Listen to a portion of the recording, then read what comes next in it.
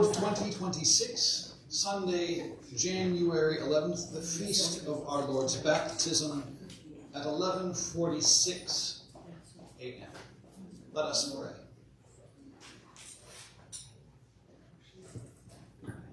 God, we thank you for common work, because the hands you have given us learn from each other. Help us, your church, gathered here as St. Philip's, to follow the love you have taught us, to do the good work you have given us to do. All this we ask in the name of your Son. Amen. Amen.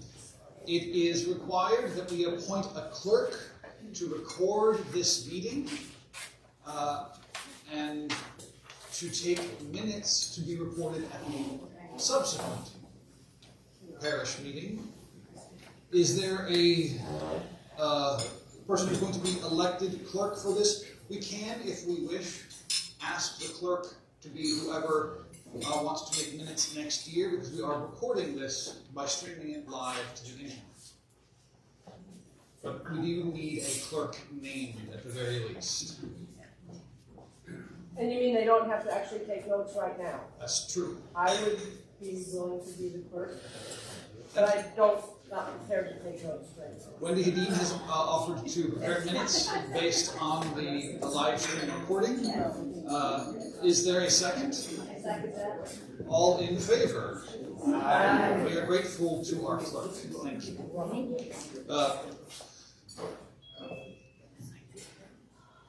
And we have the clerk's draft. You will hear some noise and sound coming out of this television because it is set up so that we can have online participation by having persons who are not able to be here physically present in the room, because our bylaws don't allow for us technically to have people who aren't in the room vote unless they can participate in some interactive way like this, which is why we have our wonderful Zoom meeting set up as well as streaming going on right now. We're very technical. It's going very well. If you would please turn your attention to the annual meeting minutes from last year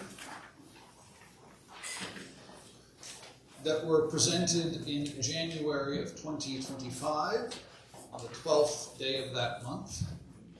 Are there any corrections or additions that need to be made? Yes. Under new business, number 2, there is the endowment consultant, or the fund advisor, I believe it. Consultant. And the monthly withdrawals, I believe, totals something like 3.8%. I don't remember. Yes. 3.8%. Oh, that should be 5% or less, not 3. You're correct. Or, yeah, that would work too. 5% or less is what it should be. Please refer to page. And that page number is missing. Thank you. Are there any other addendums or adjustments that should be made to last year's minutes that were seen?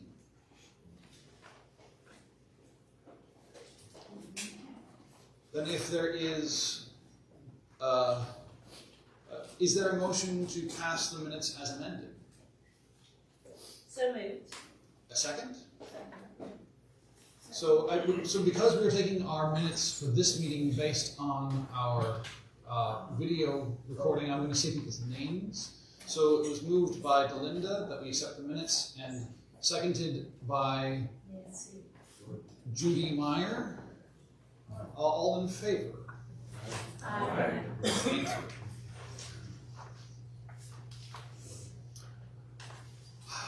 I love getting to go first. We now move on to the rector's address. You will see in your packet a letter from me describing some of the accomplishments of the church over the last year. I want to point out most of all that last year was a year of setting tone, of trying to establish a base from which we can work towards a future.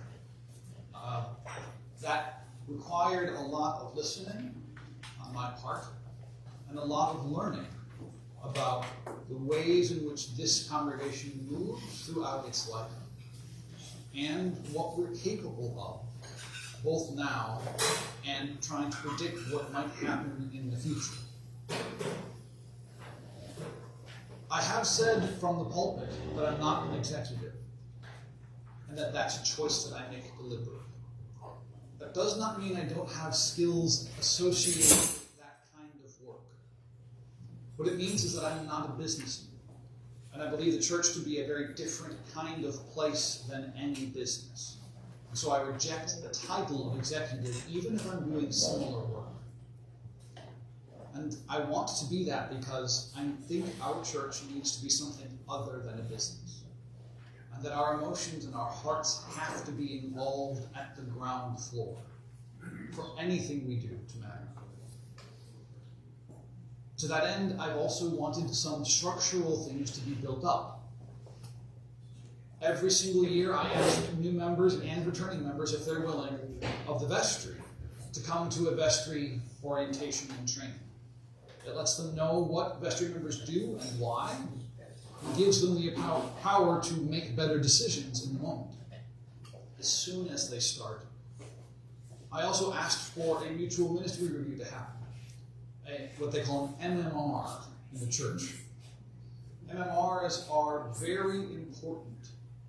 They help churches have conversations between themselves and their clergy about what we've done, what we thought we wanted to do that we didn't do, and what we might want to do next. It isn't a performance review.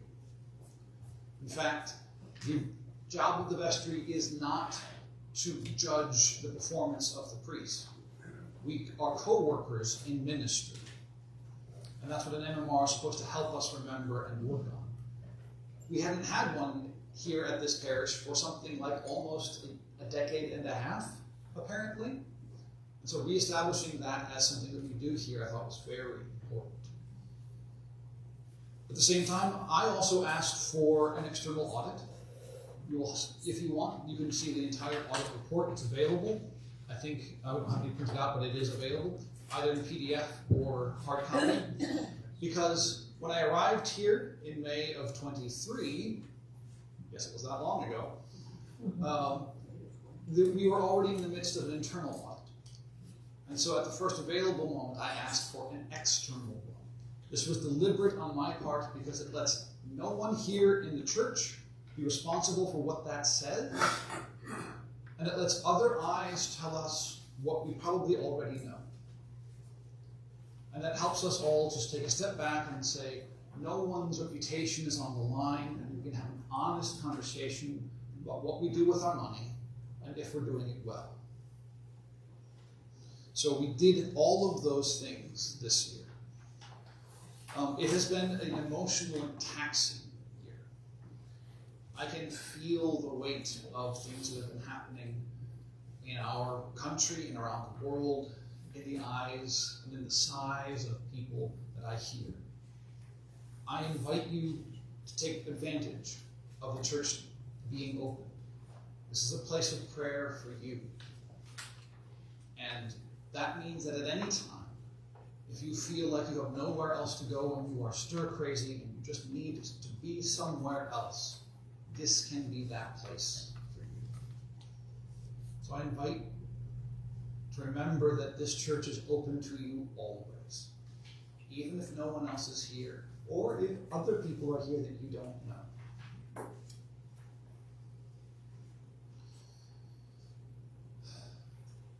I do have a couple of things I will need to bring up to you that I've been tasked by the vestry to ask you about.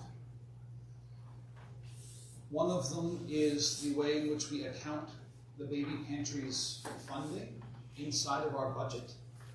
That is something that the vestry and I will have to take up as directed by our last vestry meeting, because the current method of accounting for the baby pantry is that it is almost entirely separate.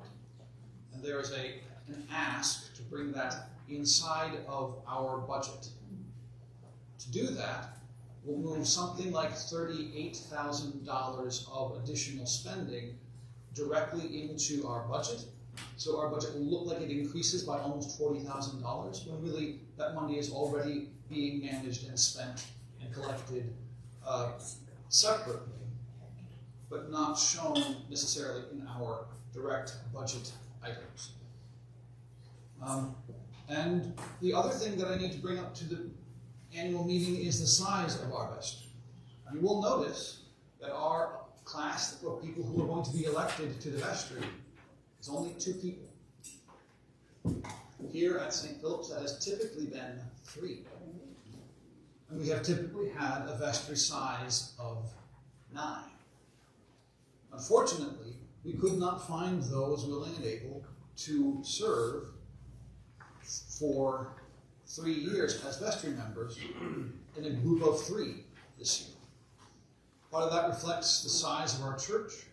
Part of that reflects the lifestyles of the people who are here, who do not have the time due to family obligations or the desire to travel and see grandchildren or the allure of the wonders of our natural world around us, to spend that time here serving on vestry.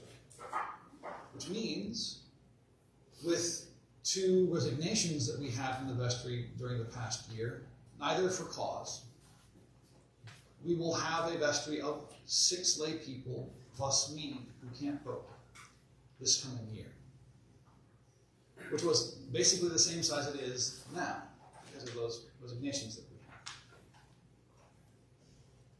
This means that right now St. Philip's is living in a time that is different than any other times we've had before. We have had in the past times when our vestry shrunk, which is why our bylaws allow for our vestry to be as small as 5. So that is allowed. It is not something that is a problem.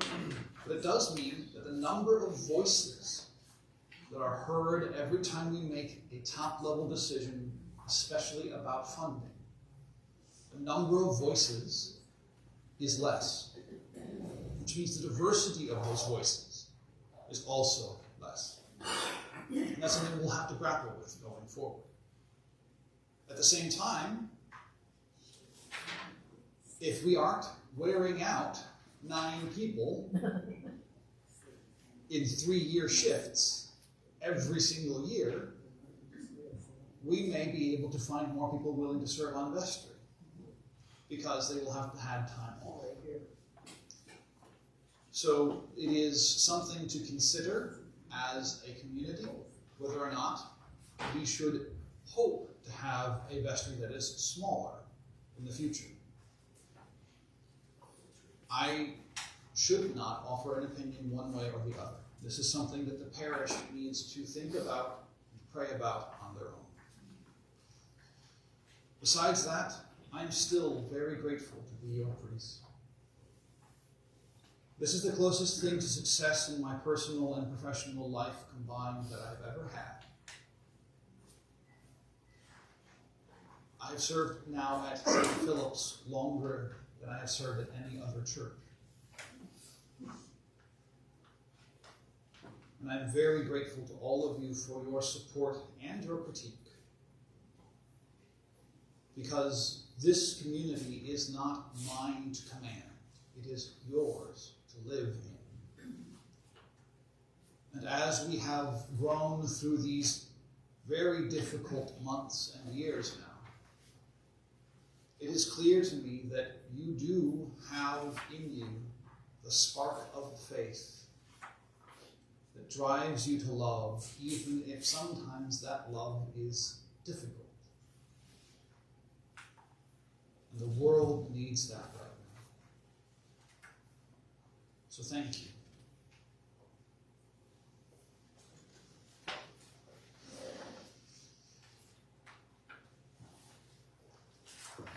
With that, I would like to call on the senior warden in his last act, Mike Rank, to come forward and give an address.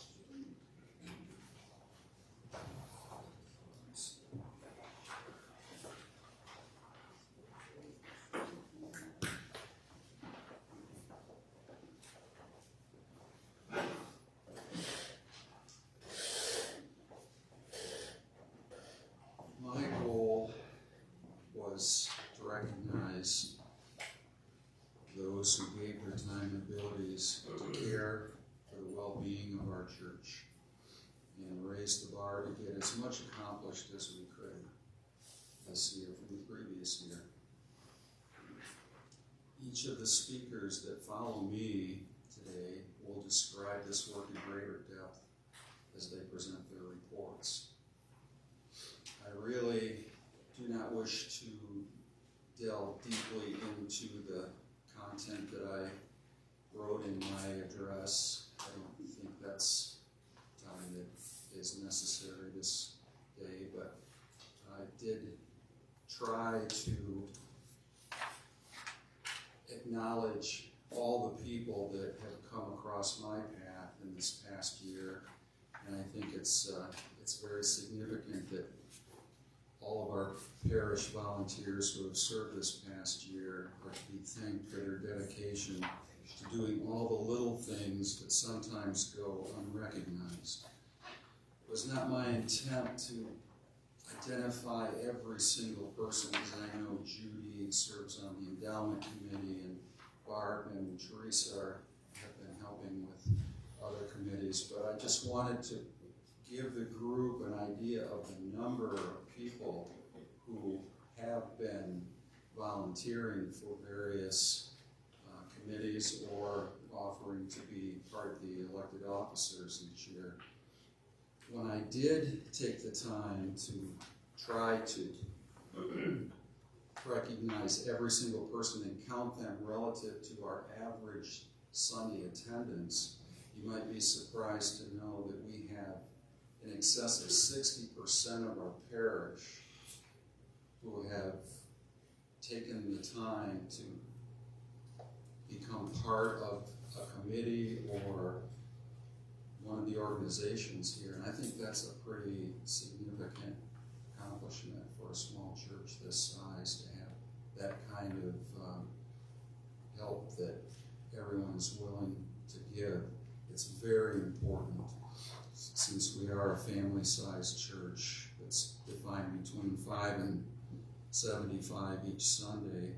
I think the future success depends on our volunteers each year to look after so many different areas of the church. There are many areas that go unpublicized, but yet people just take care of things. So I would encourage each of you to consider helping where and if the Spirit moves you to do so. And it's been an honor to serve in this past year, Senior Warden. Thank you.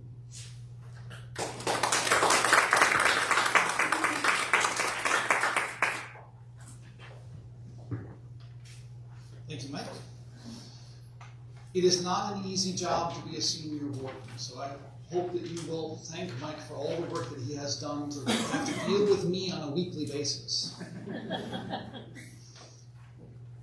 We come now to the election of vestry members. You will find in your packet the biographies or short introductions to our vestry candidates. That's on page 10. Kipton Moravik and Teresa Pfeiffer. Did I say that right? No. What is it? Pfeiffer? More of it. Moravik.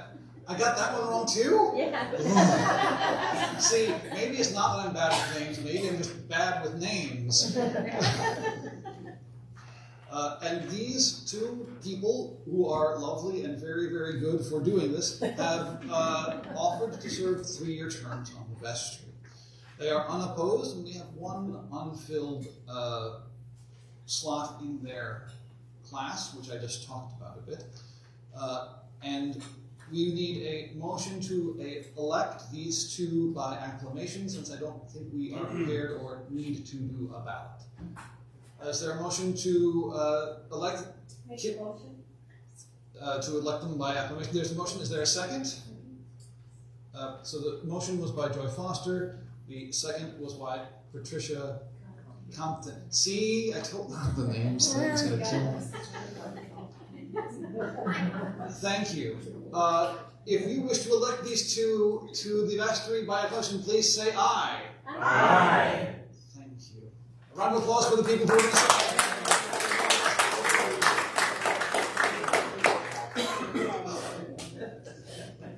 I am in such the wrong business for doing bad names. You will find on the next page the 2 delegates who will be serving as our delegates to convention this year. Last year, Rob Meyer and Gail Lukicic, see I asked this time, were our alternates to convention. And it is the tradition here at St. Philip's that those who serve as candidates to convention serve for 2 years. The first year as our alternates and the second year as our actual delegates. This year's convention will be a little bit different than normal, since it will be our electing convention for the first bishop of the Episcopal Diocese of the Great Lakes. If you are not signed up for the emails from the diocese, you may have missed all of the conversations about listening sessions or the work of the search committee. They are working very hard to set up the process to make this election happen and to collect a slate of candidates to serve as our next bishop, or our first bishop. So that is a very important thing.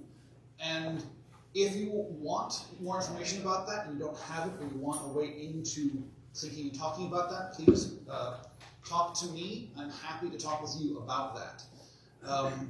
But we also, you'll notice there is no slate listed here for alternates.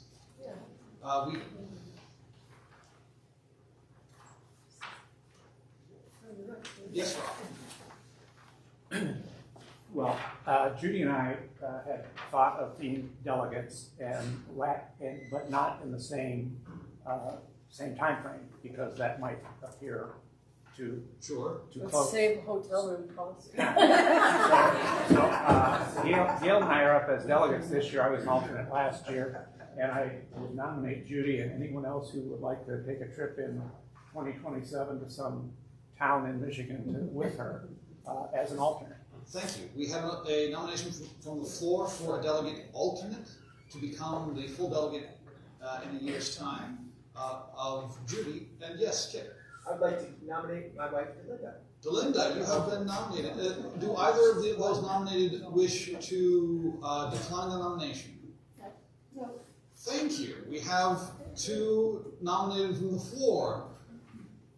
Is there a motion to consider these 2 for a 2-year term as our delegates, first as alternate and then as delegate? We have that. Thank you, Mary. Nancy. Oh, Give up on the names. no. Someone else needs to come up here and do this, I guess. Nancy.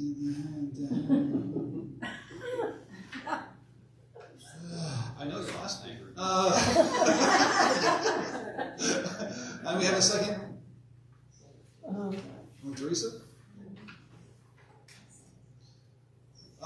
Is there discussion about this election? I know that both of those people have completed their Safe Church trainings and are eligible for this as they are members of the parish. Are there any other questions or discussion about this election? Then all in favor of electing Judy and Delinda as our delegates for a 2-year term? Aye. Any opposed? Thank you. Yay! This is a really great thing.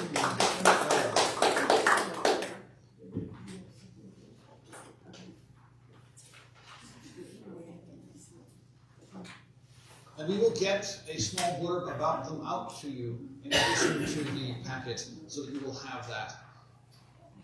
And we come now to, I believe, discussion of the budget, beginning with, no, in fact, we're going to go back just 1 second. There is, if you have not heard, a reorganization of the regional structure of the diocese that happened about 4 months ago. We went from being in 3 parish ministry regions into 10 districts. are we District 8 or something like that? I don't exactly remember. They are essentially deaneries, if you're more familiar with that way of thinking. The region we are in has been tasked with electing 2 people, plus your clergy, to go and serve on a regional council that would be a way for areas to ask questions of the diocese or seek their support in ways that are bigger than just one church asking, and so would have more weight and get more attention. At least that's the thought. We have been asked as a church to elect 2 people to go and be a part of this, or on Zoom, which is more likely. And the truth is that our region simply hasn't responded well to this. It's been very hard to find people who want to serve on such a council in this area. We do have those 2 places available, and though it says election here, they are appointed positions. If you would like to serve on something like that, we should probably have quarterly meetings to talk about things in the diocese that affect our entire region, which runs from Elk Rapids through Leelanau County down to us. We are the furthest west and south in our region. If you want a map of that, I have it in my office as well. It's only something like 5 or 6 parishes in our region. But that's something that we should be considering as a congregation. If you want to be more involved at the diocesan level, or want to be more involved with the other churches of our area that are Episcopal, that might be something you should be interested in. But you'll note that it is a 1-year term. We actually don't know that because the council would set that up when they meet. So that is all sort of up in the air. But I do believe we are now on to the treasurer's report. Hi, Mike. Thank you.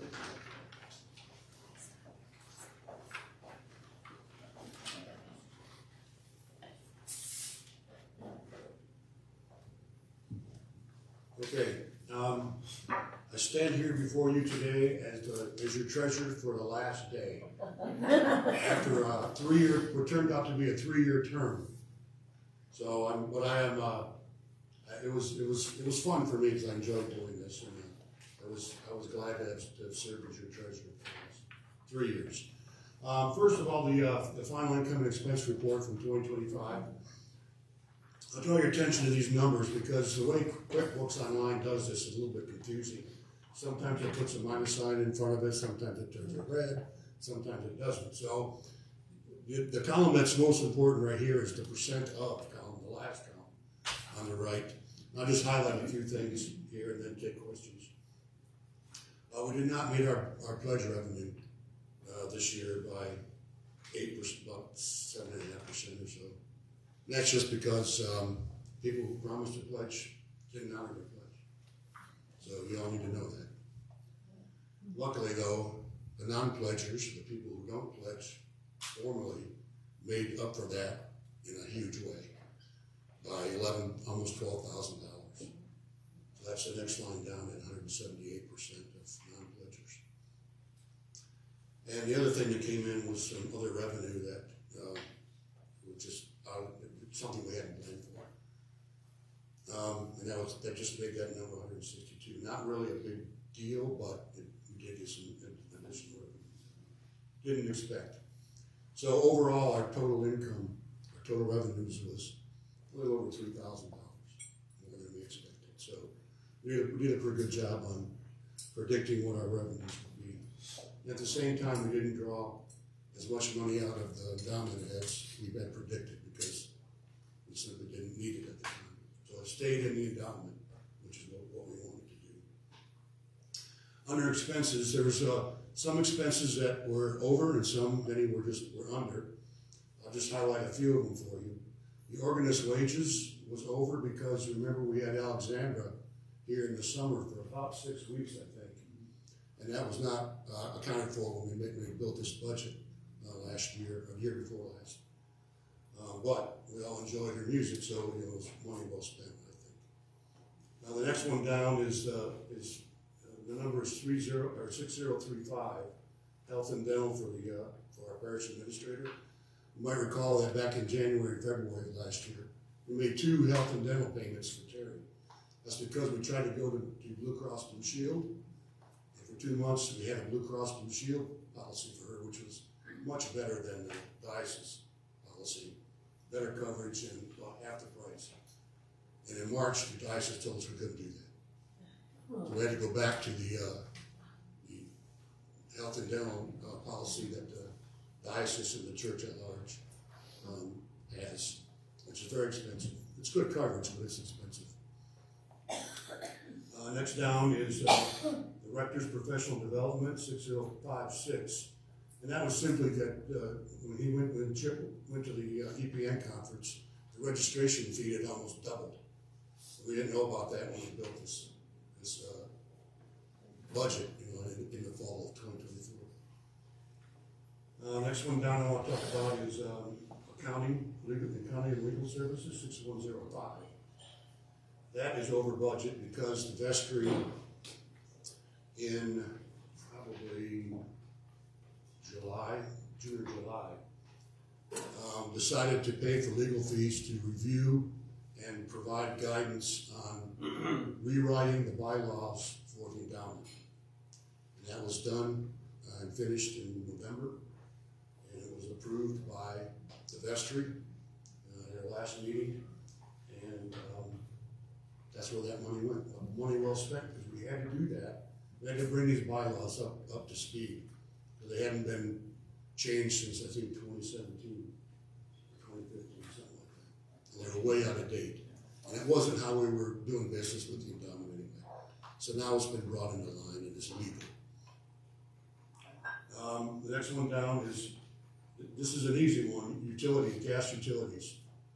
You recall last winter how cold it was. We burned a lot of gas. That's the reason that's over, just simple fact. Next one down to janitorial and cleaning services, 6212. It's expensive to clean this building. It just is. And we didn't know how expensive it was going to be, but we do now, and we'll see the difference in the next year's budget to account for that. And then snow removal and lawn care is the next one down over budget. Remember how much snow we had last year? We were paying by the push last year, and they pushed a lot of snow. That's the reason that's over budget. This year, we have a contract that is an unlimited snow plowing for a fixed fee.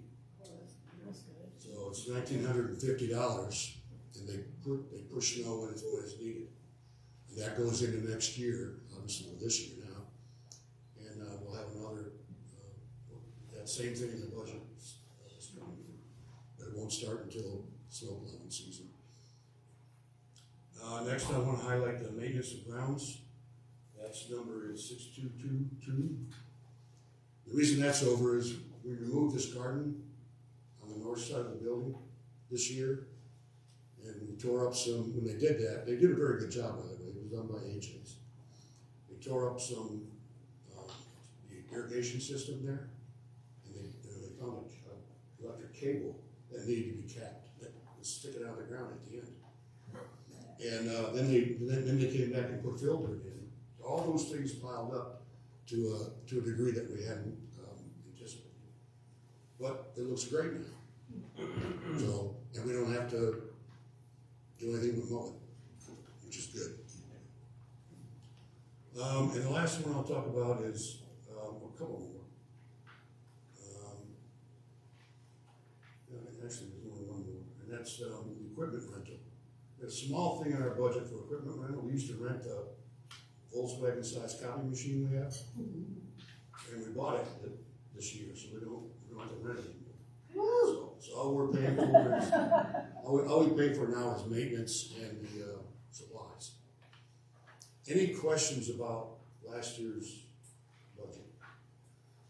Having said that, everything that happened that wasn't planned for, we still were only $2,500 over budget.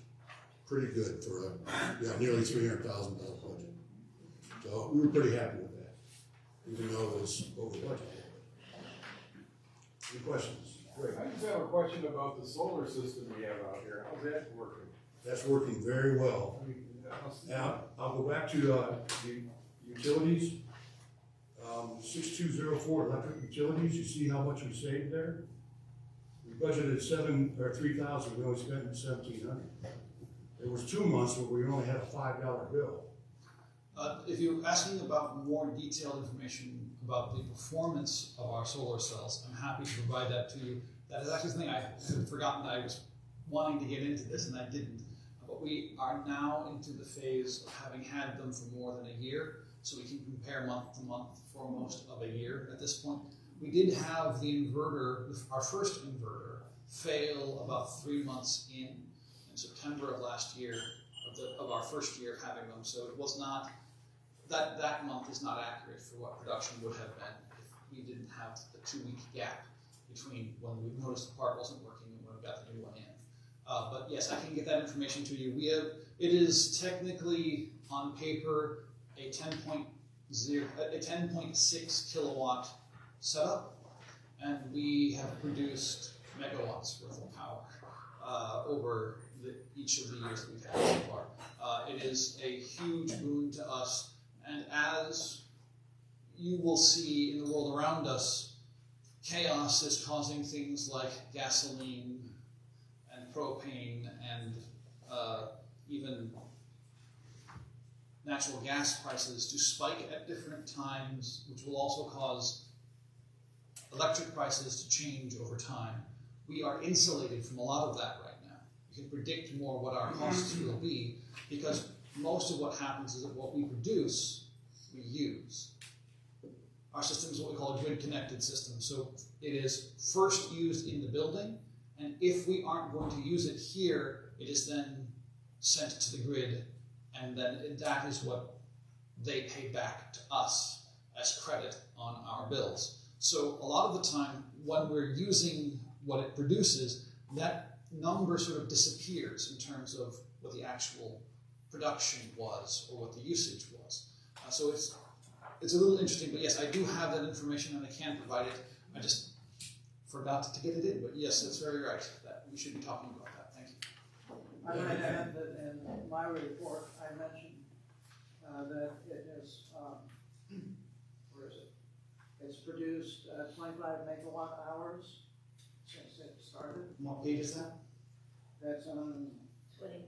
20. So there's more information about that on page 20, apparently. And it's saved 39,000 pounds of carbon CO2 emissions, and it's enough power to power a car 44,000 miles. Wow. Yeah, so if consumers' energy would pay us for every watt we produce, we'd make a lot of money, but they don't. They only give us the credit for so much. Okay, any other questions? Okay, the next portion is the restricted fund balances on page 14. I won't go over every one of those, just to say that there's over $46,000 in restricted funds in State Savings Bank. And that money is only touched when it's needed for those specific funds. The end of year balance for the endowment is $5.13 million. So we've done pretty well this year. And the Vanguard money market is at a little over $60,000, and that's split between the baby pantry and the memorial fund. As you recall, we opened it with money from those two accounts. So the grand total of restricted funds is $5.237 million. That leaves operational cash on hand at State Savings Bank at the end of the year about $14,000. That's the difference between the balance in the bank minus the restricted funds that are in that bank. That's the operational funds that we have. And that's about a little more than $4,000 of what we need to start any 1 month. Because we have to pay bills starting in the first of the month. We don't get our pledges in until later on in the month. Any questions on the restricted fund balances? Okay, the last thing for me is the 2026 approved budget. This has been approved by the vestry. It needs to be approved or not by you all today. So this budget was informed by last year's budget, which we just went through. So you'll see when you compare them at your leisure that some of the estimated expenses have gone up. So did our pledge revenue based on the pledges that we received this year. kept the non-pledge revenues at about the same. Remember, it was $11,000 more than we anticipated. We can't be sure that's gonna happen again this year, so we kept it roughly the same as it was last year. The endowment draw at 187 represents 3.93% of our expenses. So well below the 5% cap that we have on drawing on the endowment. So total revenue is over 196,000. And I won't go through all these expenses, just to say that they were in fact informed by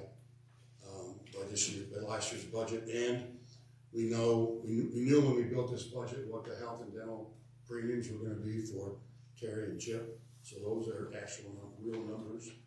We also know that since they've all been paid once in January, what their actual taxes are going to look like, the payroll taxes. So that's really an accurate number too.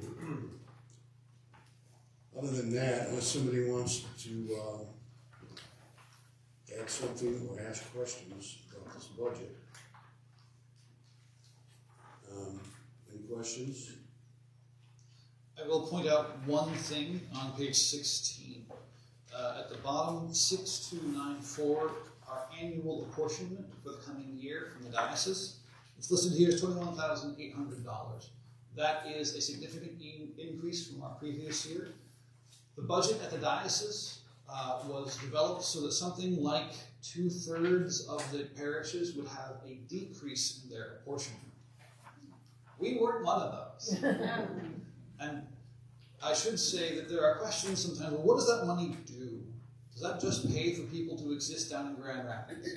No. That money goes to things like training clergy. It goes to assisting parishes that are in trouble. It goes to trying to manage and maintain things like the Ensemble Inclusion Center, which is a ministry of this parish, or of this diocese, that goes out and does something similar to what the baby pantry does for anybody who needs it in a deeply impoverished area in the middle of the mitten, just west of here. There are lots of things that money goes to supporting, and not just diocesan staff.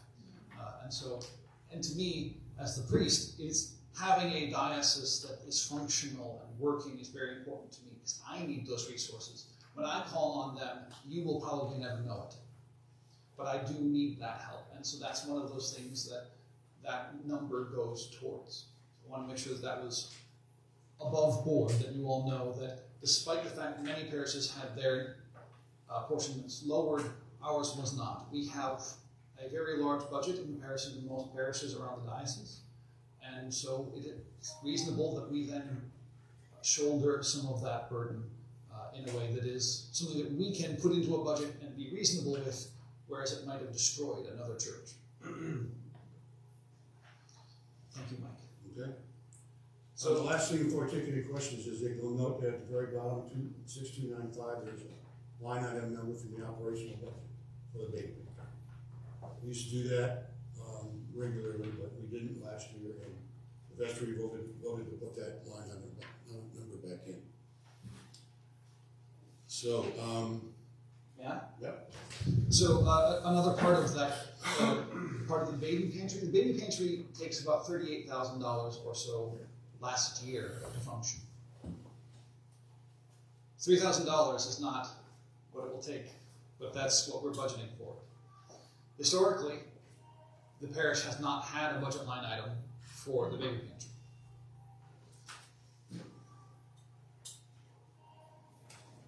I hear music.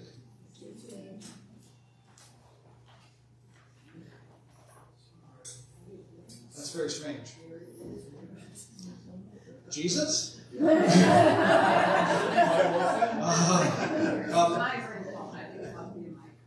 Oh, okay. But it's one of those, back to this point. So the baby pantry does need funding. It has almost always been community funded. I have all that information if you'd like it. But we do need to have a conversation about what it means for this church to be the home of the baby pantry and to support it financially into the future, as its size continues to grow on an almost exponential exponential trajectory. So that's one of the reasons why we have put this line item back and why there was much conversation and debate about that and how we account the baby pantry in our budget in our last budget meetings of the year. But with that, this budget is now before you for your approval and consideration. Is there a motion to approve the budget? I make that motion. Wes Lizard has made the motion. Is there a second? Also. Second from Tim Foster. Is there discussion about the budget? Questions? Yeah, I got one more question. Please. I see this endowment balance of looks like $5 million plus. Is that a good number for the church? So, Is that are we on the so the safety edge or?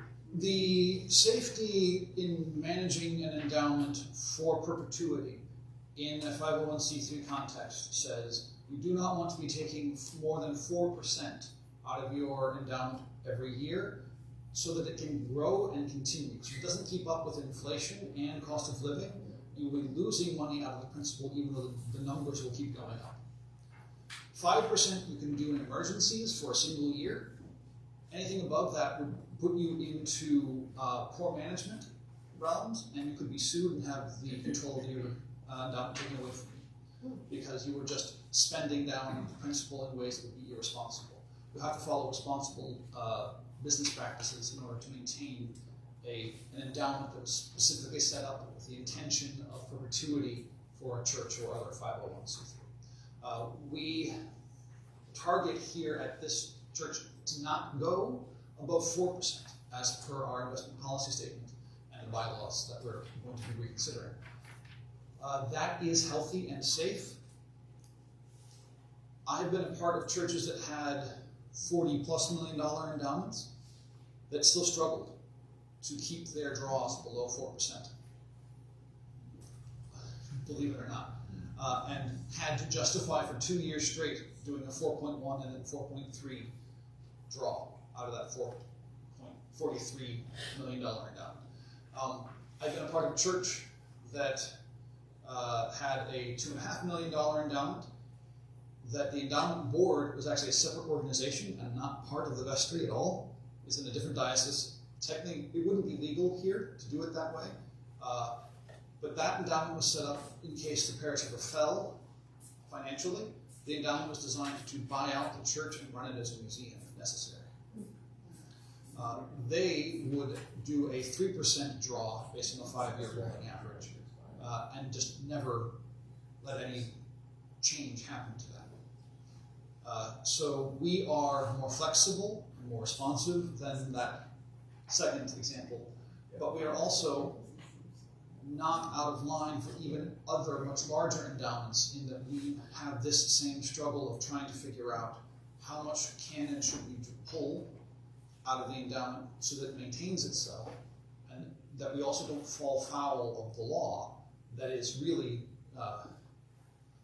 there and designed to make sure that if someone gives money for a purpose, that purpose isn't ignored, right?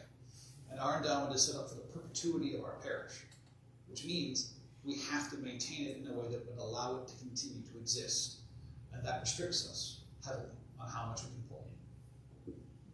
Is it invested in stocks and bonds? Yes, so we have a full package of things. We have over there on the table our investment policy statement governs it looks like you have one and he handed to you. The investment policy statement governs what we are allowed and what we are currently invested in. We follow the Episcopal Church's the church-wide General Convention approved no-buy list. We don't invest in bombs, guns, and airplanes that kill people. We have divested from oil, and we are in the process of divesting from pipelines that move oil and natural gas and other petroleum products. That means we are behind in many of our investments. We don't make money off of war, and war is very profitable. So lots of things are going up right now in terms of stock market, and we are not floating that high because we don't invest in those things. It also means that things like AI that are obviously a bubble, when it pops. We aren't heavily invested. We are some, but we aren't heavily invested in those things, so we will probably weather that better when that bubble does come crashing down in the ways that the rest of the stock market will not weather that as well.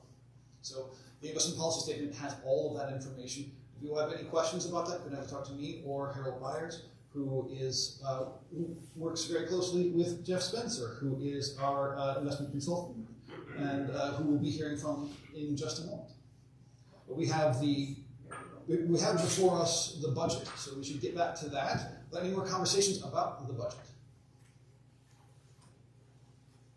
Then, all in favor of approving the budget as stated? Aye. Any opposed? Thank you. And now we do have in your packet pages 17 and 18. This is the summary letter from our external audit.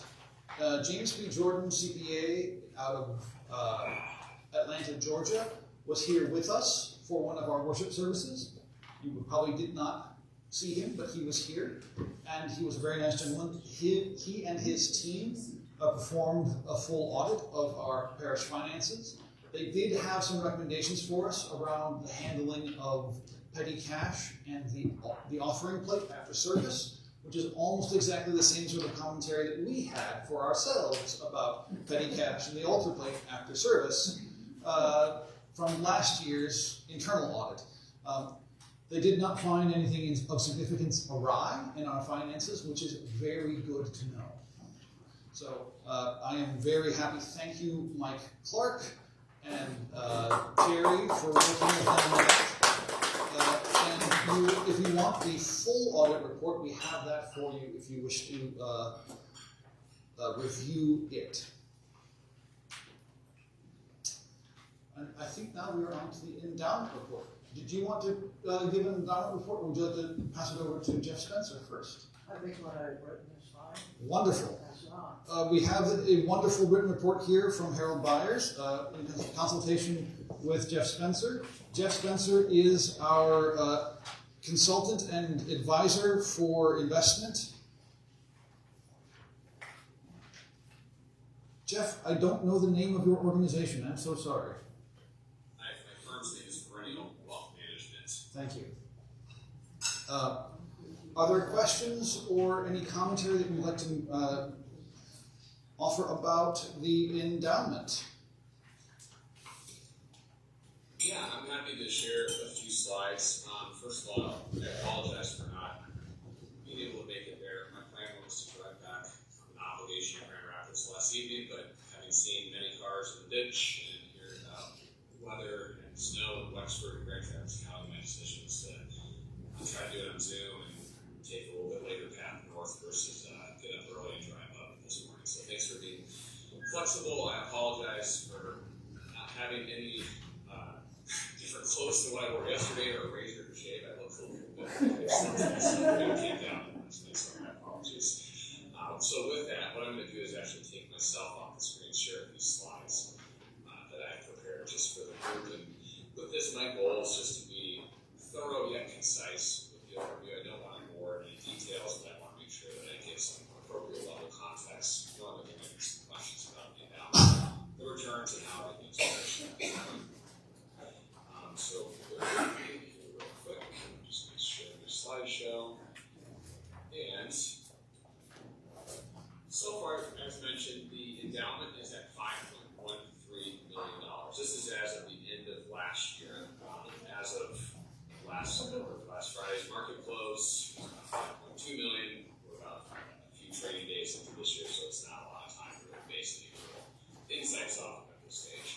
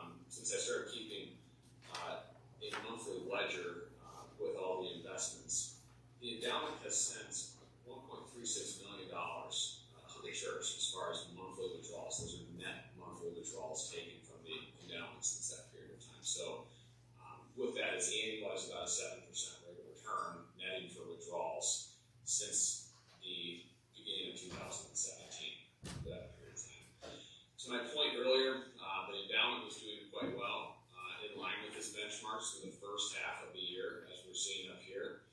However, in the third quarter, that's where the underperformance was really notable. You saw the benchmark start to outperform by about 4 to 5 percentage points on total in that given time, which started to correlate around the time that the artificial intelligence trade really started to take off throughout the later part of last year.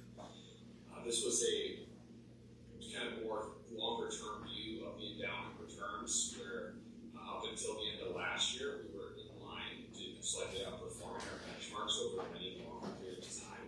This year's been a different story because of what is a very concentrated market return, as mentioned. I'm not going to go through specific accounts because I don't want to get into too many details, but we do have at a very high level bond accounts, dividend investments that compose a bulk of our equity investments so that we can balance growth and income. We have investments in international markets. We're capturing better returns like they provided last year. Small and mid-sized businesses. And then we also have a large growth and what was once a MLP, BDC, and REIT portfolio. Those are acronyms that may not mean anything to most of you, but they're energy pipelines, business development corporations, and real estate investment trusts, which are high income alternative investments. And as Father Chip had noted, that we have now divested completely from energy pipelines after going through a thorough review process of whether that fits into the Episcopalian values as far as the investment policy statement. We had a money market account that Mike Clark mentioned that is just essentially a liquidity fund for excess funds for various uses within the church. This is something that's extremely liquid and just earning a higher rate of return than what the bank pays in essence. If you know some of the endowment, we've had a few watch lists triggered and manager reviews triggered by underperformance last year, specifically Brown Advisory, as I mentioned. We've lacked a 3-year period where it has underperformed its benchmark, which triggers a thorough review process that Harold Byers and I are going to be spearheading together. Sometimes when managers underperform, you don't want to make knee-jerk reactions because of what can be very, very short-term types of periods of time where returns might be concentrated to very narrow parts of the market. So we're going to take a long-term view into how their approach is going to be reconciled with the goals of the investment policy statement and the endowment long-term. Kane Anderson is also one that we're looking at as well too. Theirs was more of a one-quarter phenomenon than anything. But needless to say, what's been good is that Kane Anderson went from being our most underperforming account in 2025 to now it is our best performing account so far from the first 8 days of 2026. So sometimes mean reversion can become a reality as well too.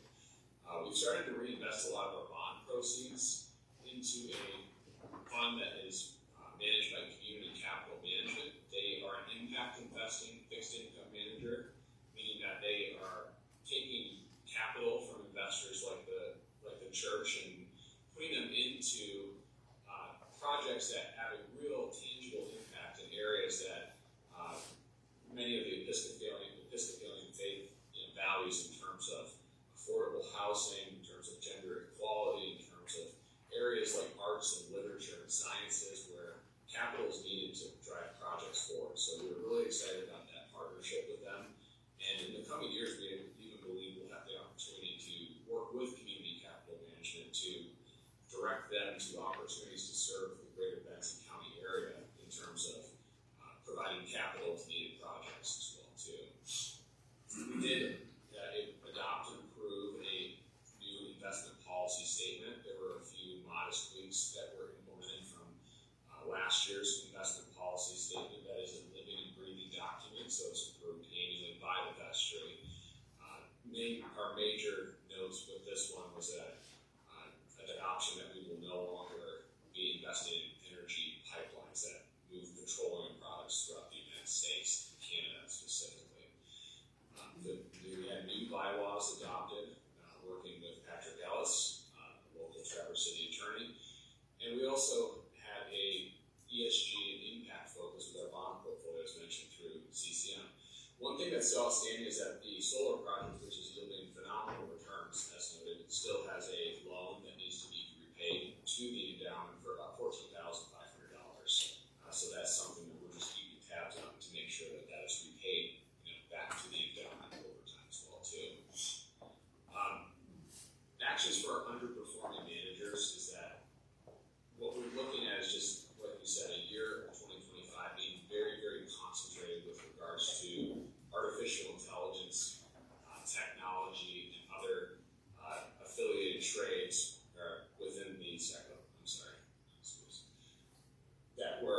driving very, very narrow returns within the market over the last year.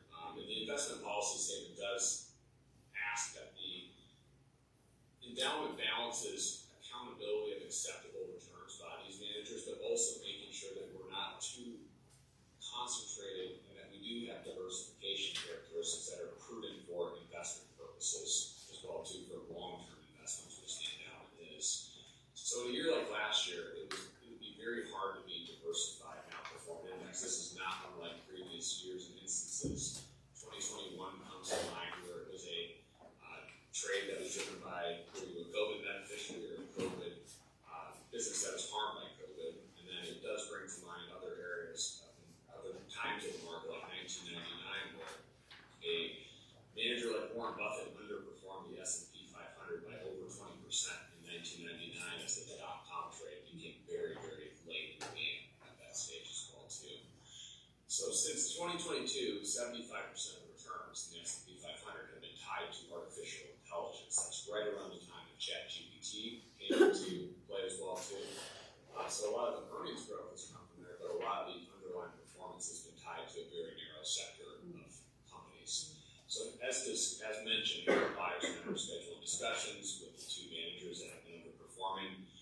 We will be having these conversations in late January with action items to follow up with the endowment committee and the best rate in the coming months as well too. To just show you a chart here, last year you had a year where active investment managers had underperformed almost to the extreme levels that had not been seen since a very few amount of times in the past few years, past decades I should say. And what I find interesting about this is that these are mean reverting charts here, where in past instances where you've had underperformance to this degree, it tends to mean revert to where they start to outperform. So with that, I'm trying to take a lens of balancing not just having that knee-jerk emotional reaction to say it stinks to underperform a benchmark for 1 year, but to look at the long term and say, are they doing the right things that are prudent for what might be a different market in the futures as well too. And you can see this chart illustrate just what was a very, very interesting year within markets where the best returns were if you had the NASDAQ with no companies with no revenues were the best performing stocks last year, then the Magnificent Seven, then companies that had no profits within the NASDAQ, and unprofitable small and mid-sized businesses. You can see a trend where the less profits you had, the better the stocks did, which seems to be a little backwards versus history. This typically profits drive stock markets over time. And so, like I said, in 1999, Warren Buffett had his worst relative year of underperformance. He wrote this quote in his newsletter to shareholders that I won't read line by line, but in the following year, he started to massively outperform his benchmark, by just sticking with conviction and not trying to chase what had been working in what was a very, very late, bubbly type of environment that Chip was alluding to as well. I'm going to finish here with just some very high-level thoughts for this year. I know that we're short on time.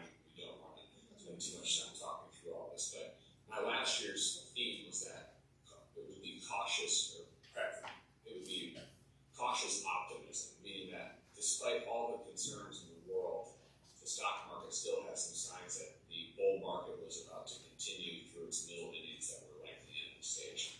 My theme for this year's that is the rubber hits the road, because we are lapping a lot of the COVID boomerang effects in the economy that are still existing to some degree, especially with inflation, but are starting to come into light as far as what the new normal will look like for the next 5 years post-COVID here at this stage. So these are some of my headwinds I see. We always have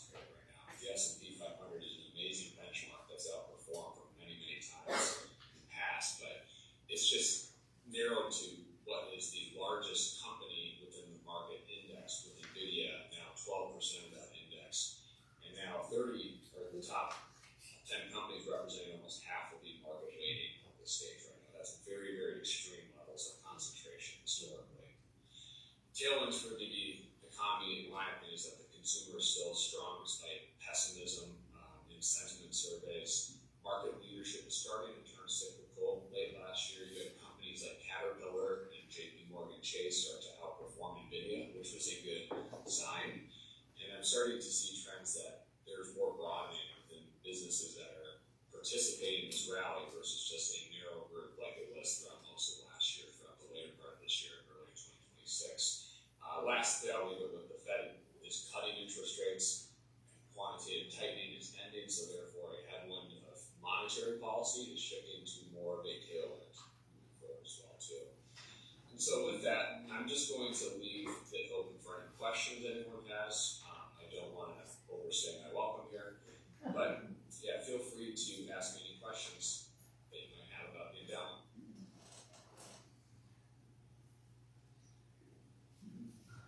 The floor is open for questions if you wish to ask anything. What is there a percentage of fees that we pay for our accounts? The question is, what is our percentage for fees? Our weighted average is 0.8% for all the accounts that are I'm sorry, 0.8. 0.8%. Okay. 0.8, yeah. 0. Any other questions? Thank you very much, Jeff.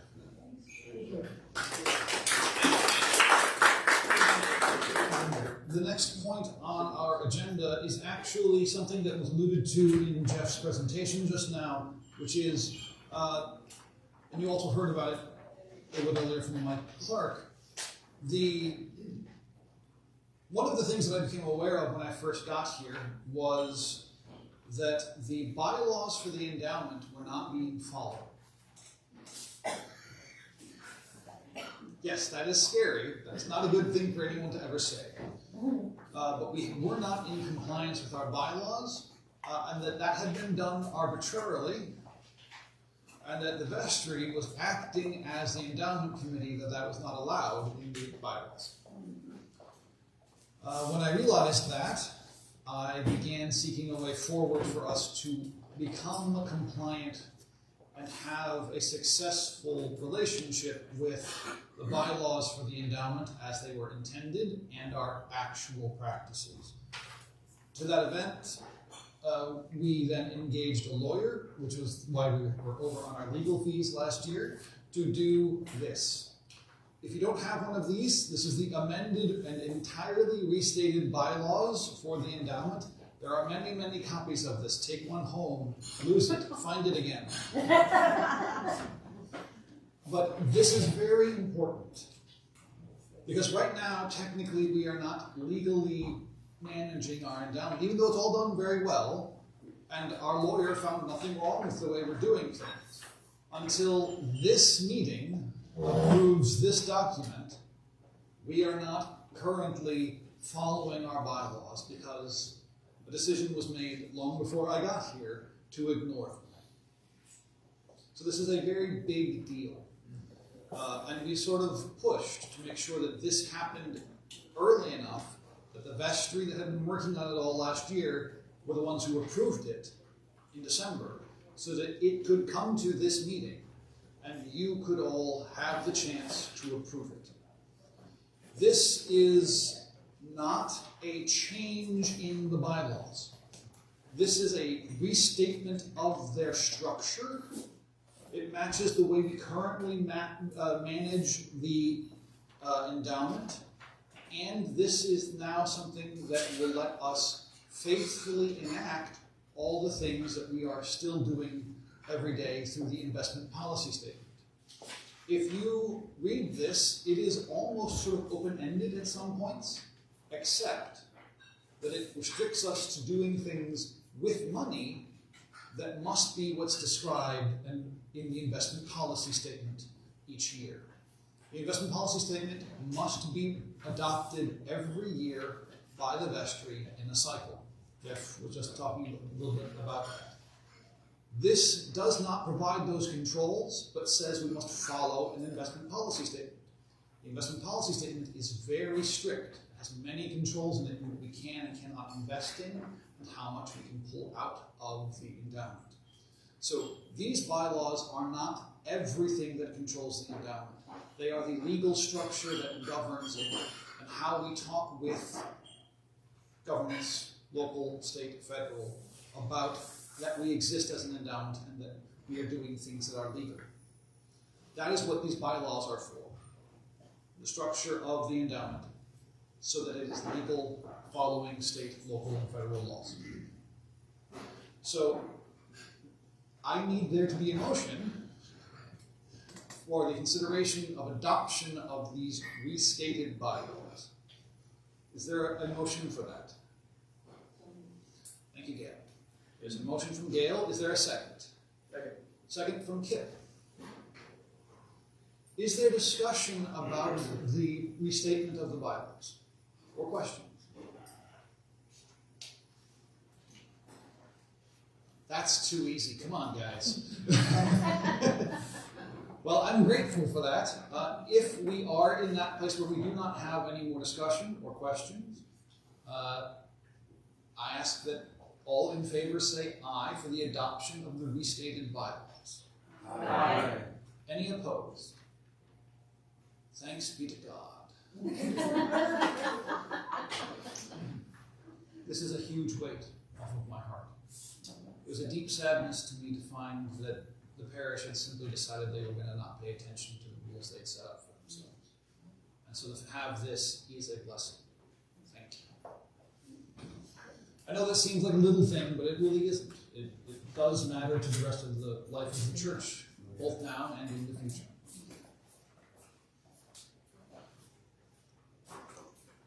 This brings us to various reports from Gary.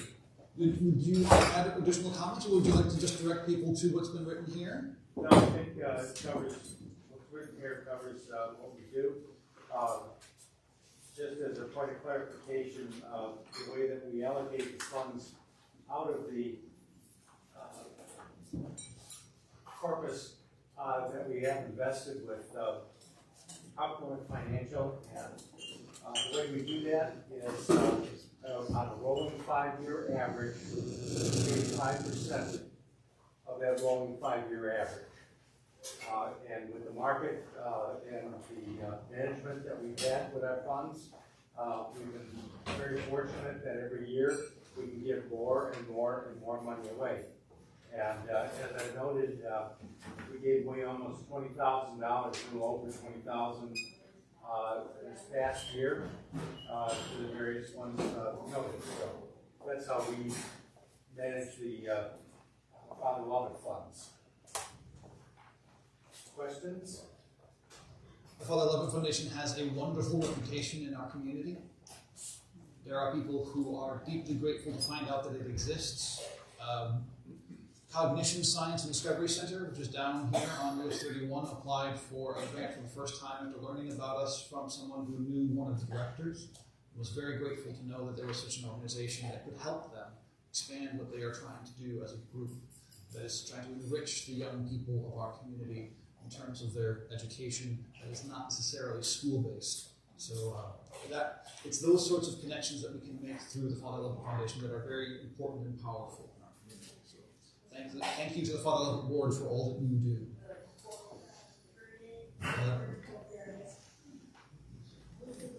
You will also see there a report about the Memorial Garden.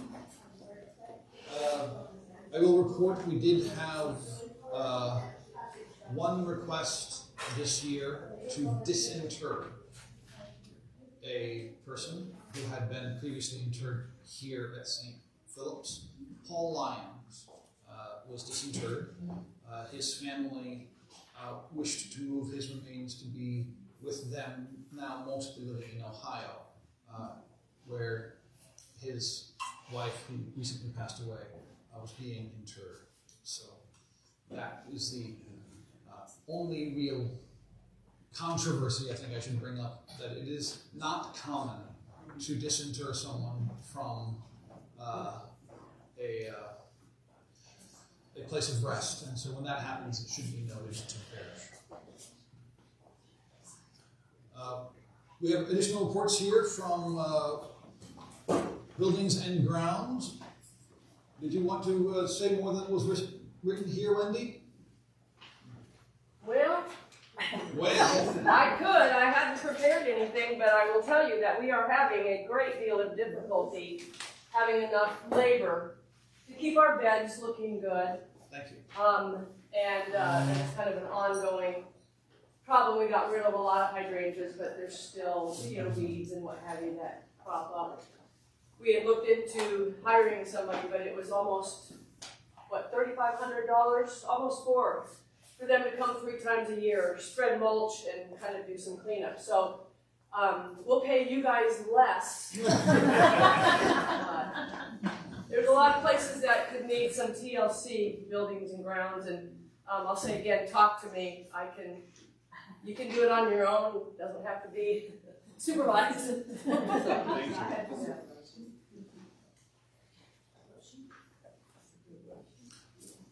We also have a report from, hospitality is in here, but it's not in our agenda. But hospitality report, I hope you will see. Debbie's online. Oh, hi, Debbie. Unless she's off. You're still muted, Debbie, if you're trying to speak to us. No, she's not speaking.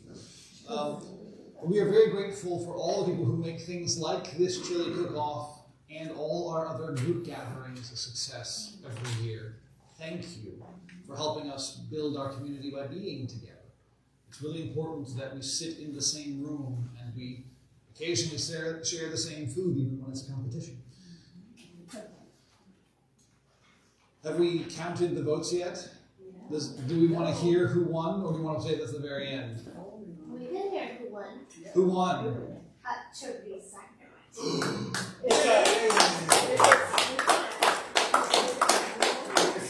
With a P. With a pork pie. I didn't know I had one.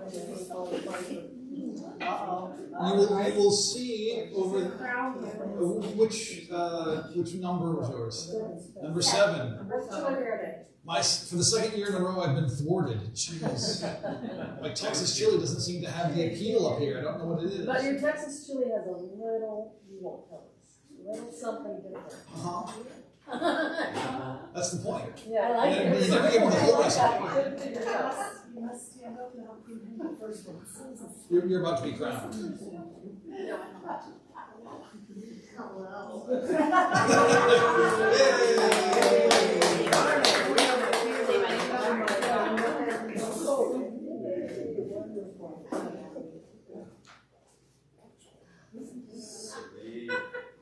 Now that the spectacle has concluded,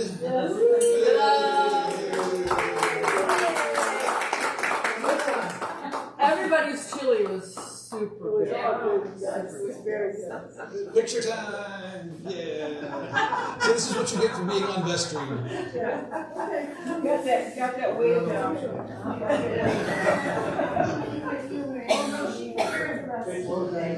You will see next in your packet on page 25 the outreach reports, including the baby pantry report. You will see on page 26 that the amount of people that we serve just constantly going up. This is a wonderful thing that we are here to serve this population. It is a terrible thing that that population continues to grow in its need. Young families in this area are constantly struggling, and there seems to be little relief on the horizon, except for places like the baby pantry.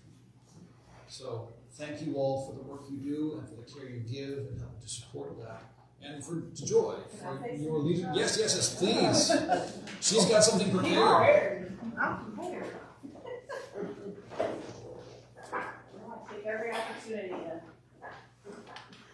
evangelize across the country. Yeah, turn that on and turn it off. Why couldn't I talk loud enough? Well, give me one of them so that. In case you haven't met me, I am Joy Foster, and it is my joy to be the volunteer director at the Baby Pantry. We are a crew of kind, dedicated, and loving volunteers, and we literally do it all. What exactly is it that we do? Primarily, we address emergent needs for families with infants and young children, and and we will lovingly serve any family who seeks our assistance. We serve families from Benzie, Manistee, Grand Traverse, Wexford, and Leelanau counties.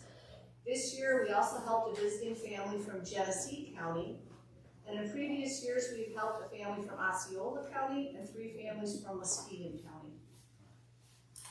With the uptick of family visits, our Friday work weeks have become busier and more necessary. The significant increase in diaper distribution strains our budget and volunteer capacity, making it harder to ensure we have diaper inventory prepared on pantry days. I cannot emphasize enough how much we do depend on our behind-the-scenes volunteers. We have some folks that choose just to work behind the scenes. Without the support of these volunteers, we would be unable to serve the increased number of families visiting our amazing pantry. Over the last 4 years, the number of families served has increased by 20% annually. Most families are referred to us by their own friends or family, followed by WIC, which is Women, Infants, and Children, Bacon, Early Head Start, and our newest partner organization, Single Mom. We are honored that people are so confident in entrusting us with the care of their families, friends, and neighbors. We have been growing by leaps and bounds, and we are continuing to grow. All of our amazing volunteers have worked very hard this year to keep up with our neighbors' needs. Throughout our 1,505 family visits, we have distributed 75,515 diapers and pull-ups. Can you even imagine that? This is a 62% increase over last year.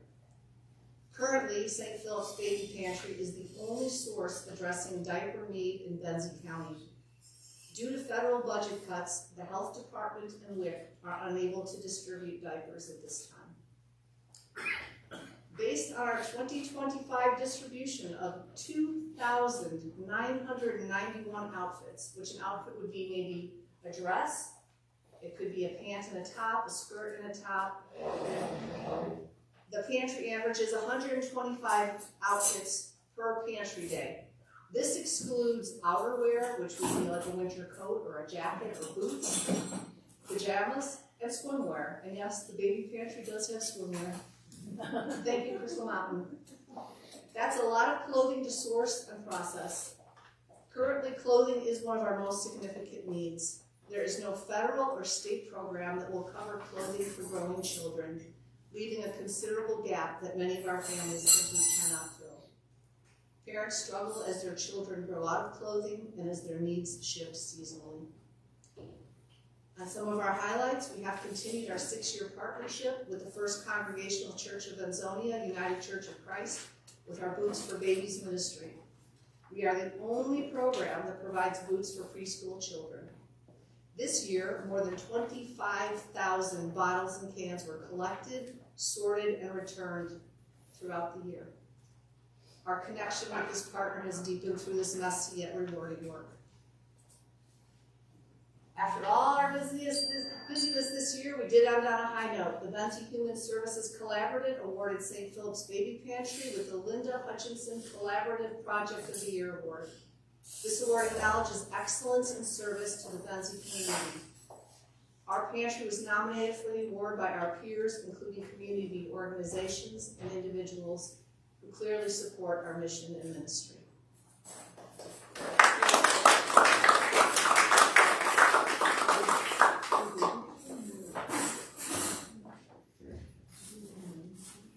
I will also add that one of the most common things I'm asked about when I'm out and about in our community is how's the baby pantry going and what can I do to help? So we are still very well known for the work we do at the baby pantry. So thank you to everyone who contributes to that. I just want to say that if you have an operating budget of $38,000 a year and the church is giving $3,000, this is the one who is out there beating the pavement. Every grant, and I talk to everybody nonstop. I don't know how she does it. I work at the baby pantry on a Saturday. I'm exhausted. She's there every Friday and Saturday with the baby pantry. I don't know how she does it, honestly.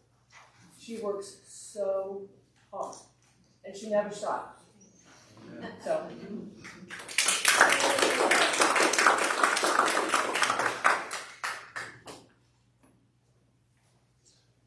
You will see also there are reports here from the Good News Gardens and the Order of Gracious, if you really like fish, and the Pride Network, and other outreach efforts, which brings us all the way to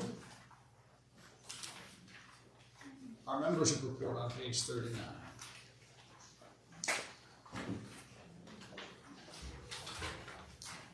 We are a small church.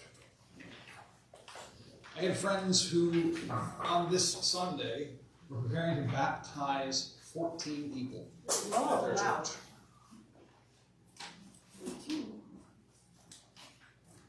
I did one baptism this year, and it wasn't in the church.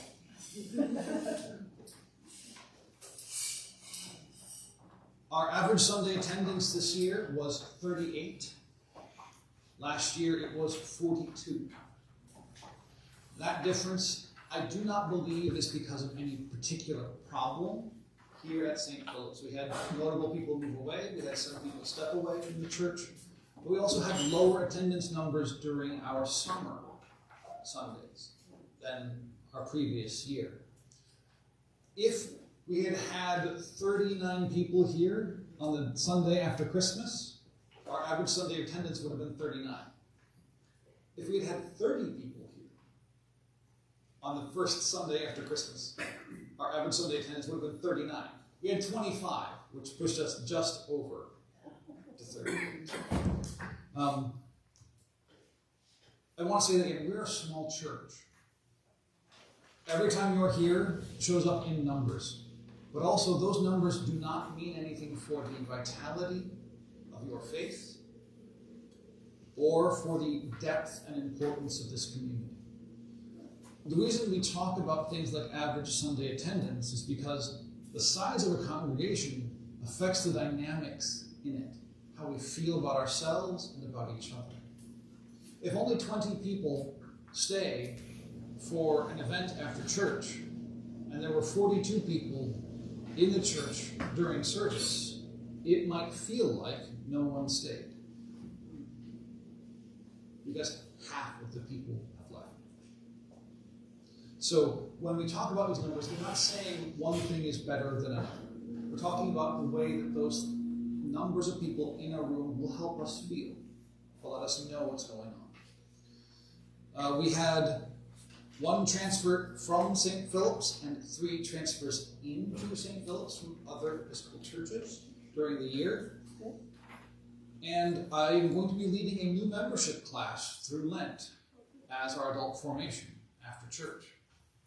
So those who have come since the last time you had a new membership class here, which was, I don't know when, will be have the chance to officially join and be received into the Episcopal Church, and then go for reception into the Episcopal Church in front of the bishop, if you wish, or go through confirmation with me, which would be deepening your faith and then making an adult profession of your faith before the church and with the bishop. So those opportunities are going to be coming now in the future, because I think we've actually established enough people around here who want to join that that's a useful thing to do. That was before COVID. Yes. I think last time there was an official membership class here was something like 2018, from what I can tell. Chris and I were in it. And the back of your booklet shows, lastly, the results of our stewardship campaign for this year. We had 38 households make a pledge, which exactly matches our ASA, but there aren't 38 people and 38 houses. There's more people than 38 and 38 houses. And our total pledged amount was $91,255. Thank you for that. It is deeply important to me that our parish grow in its giving strength. Right now, St. Philip's finds itself trapped in a strange conundrum where you have enough, mostly because we have an endowment. And without that endowment, we would not have enough. But because we aren't under that pressure, that means that we make certain decisions about what we give and how. These are signs of our attention. You've heard me talk about that over the year, what giving is and why it matters. But I will continue to talk about those things because I want our faith and our attention to be paid in a way that affects our lives, in a way that we will choose to put our attention here in a place of faith that we can trust, and so many other things around us might be calm. Because right now the world is not as safe as we want it to be. And safety is not in itself a Christian virtue. But in a Christian community, you will find it more when we are honest and committed to each other, despite what else is going on around us.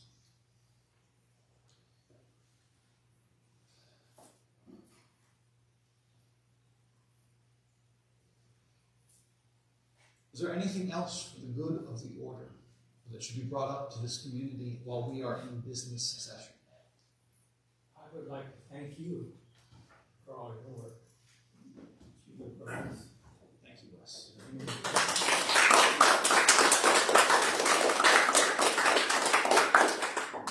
It is an honor to be your priest, and I'm surprised you put up with me. Names.